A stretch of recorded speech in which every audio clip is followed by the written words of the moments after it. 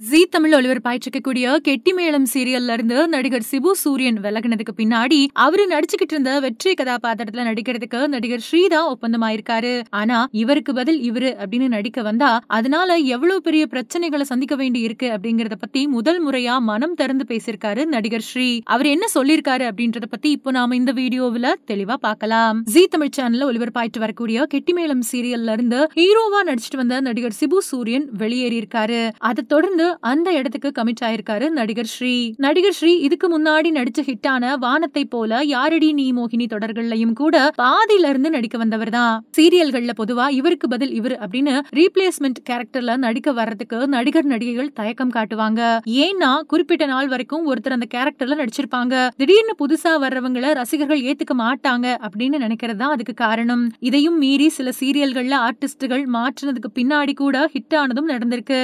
ஆனா என்னதான் இருந்தாலும் அவர் மாதிரி இல்லப்பா இவரு அப்படிங்கிற கமெண்ட்கள் அசால்ட்டா வந்துரும். இந்த நிலையில கெட்டிமேளம் சீரியல்ல இவருக்கு பதில் இவர் அப்படிங்கிற கதாபாத்திரத்துல நடிக்க தான் வந்திருக்கிறாரு நடிகர் ஸ்ரீ.